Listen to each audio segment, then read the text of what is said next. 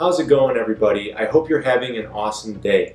I want to tell you guys about the 5 biggest mistakes I've made with intermittent fasting over the last year and a half. And since a couple of those mistakes have to do with having strong willpower, I thought the best place to shoot this video would be right here in my dining room, resisting some delicious ripe fruit right in front of my face the whole time.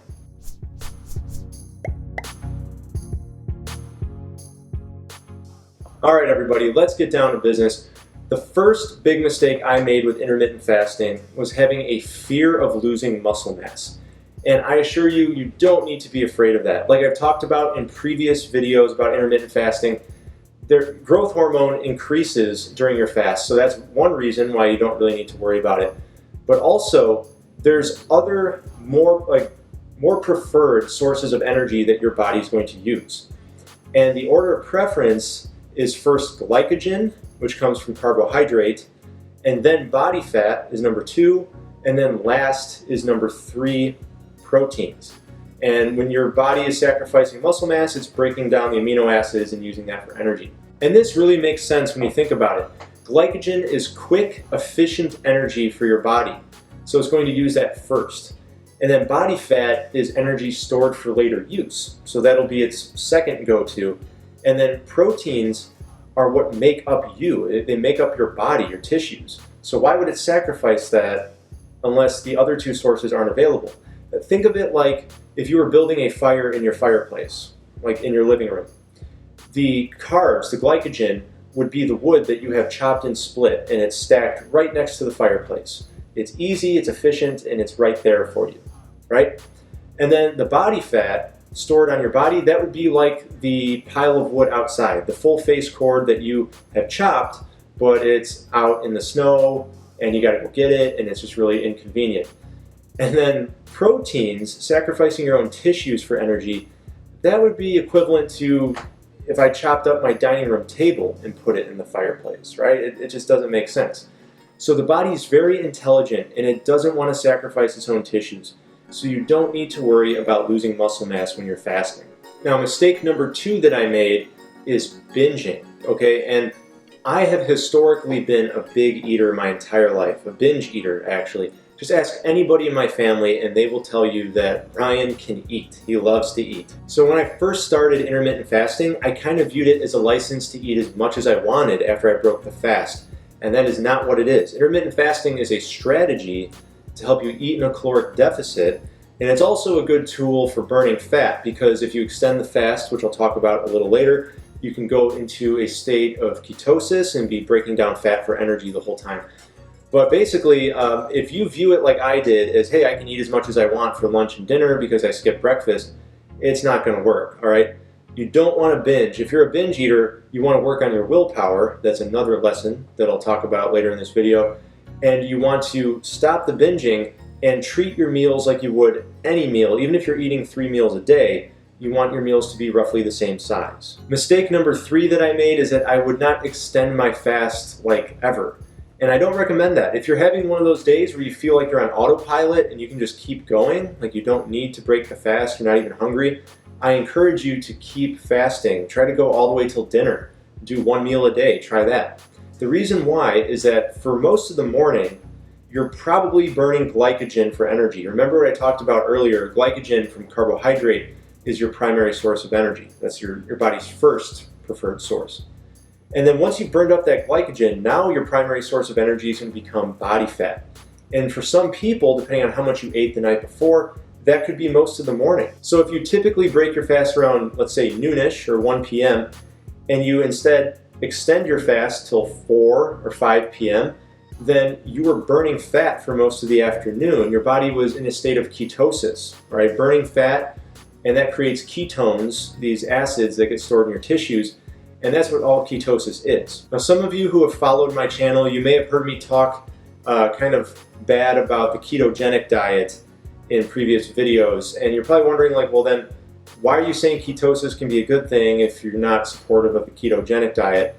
And the reason why is, honestly, lowering your carbohydrate intake or cutting it, reducing it drastically to enter a state of ketosis, that is not a good idea, in my opinion. Carbohydrate has many benefits besides energy. Carbohydrate supports hormone production. So for instance, testosterone, serotonin, the happy hormone, leptin. Okay, leptin is a hormone that leaves you feeling satiated and relaxed after you eat.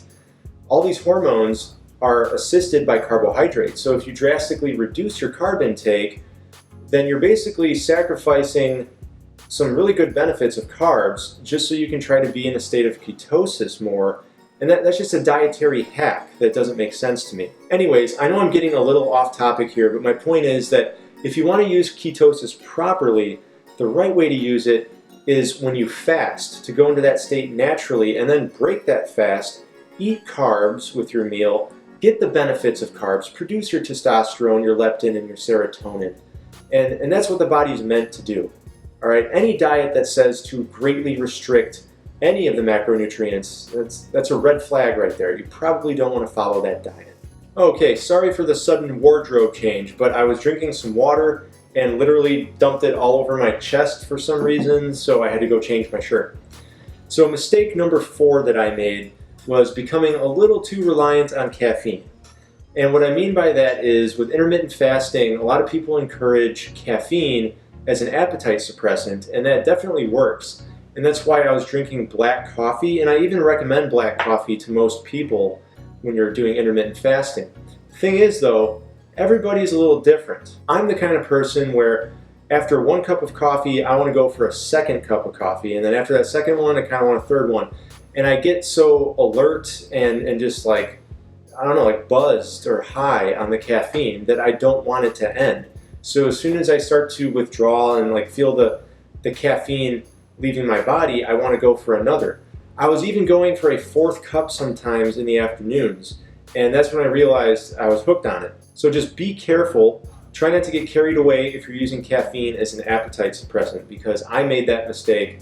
And I wound up making a video actually about how I quit caffeine without the headaches and withdrawal symptoms.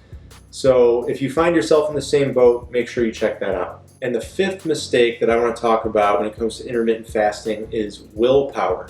Okay, not having a strong enough will.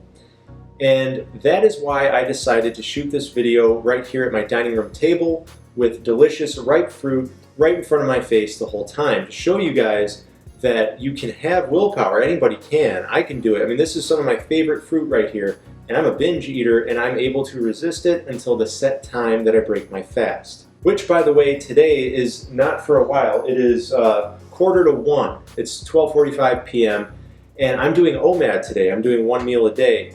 So I still have probably 5 more hours to go until I eat. And the way that I do this, the way that I have willpower is mindset. It's all in how you look at it and how you perceive it. That is how you have will. So what do I mean by mindset for changing the way you perceive this and how you look at it to have willpower? Well, what I mean is during a fast, if you look at the food as deprivation, like, oh, I'm a little hungry, I want to break the fast, and I'm deprived of this food, then yeah, you're going to lack willpower and you're going to feel tempted to give in and eat it.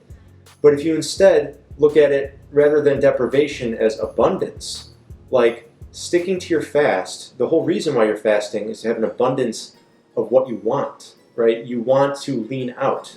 You want to maintain muscle mass while you burn fat. You want longevity, which fasting has been shown to improve, right? All of these things, these are benefits you get from fasting. So if you look at it instead, it's like, oh, I'm fasting because of those things. I don't need that food till 6 p.m. or 12 p.m. or whatever time you're going to break the fast. Your perspective flips and you start to see the upside to why you're doing this, and that gives you the willpower. You can do this with anything, by the way. It doesn't have to be fasting. You can do this if you're trying to quit caffeine, if you're trying to quit alcohol, even if you're trying to do something rather than resist something. All right, guys, those are my 5 big mistakes that I made with intermittent fasting. And I say 5 big mistakes because I'm sure I've made plenty of others, but those are the big ones I want to share with you. And here we are at the end of the video, and I have not eaten this fruit yet. So as you can see, willpower, if you change your mindset, that's how it works. That's how you're able to keep strong. I got like 5 more hours till I eat, and I'm going to go outside. I got to finish some gravel. I'm putting gravel in the garden and evening it out. I have all kinds of yard tasks that I'm going to work on. So I'm going to go do that. I'm going to keep myself busy, And yeah, it'll be 5:30, 6 o'clock before I know it. All right. Don't forget to like and subscribe if you enjoyed this video and you found it helpful. And I will see you in the next one.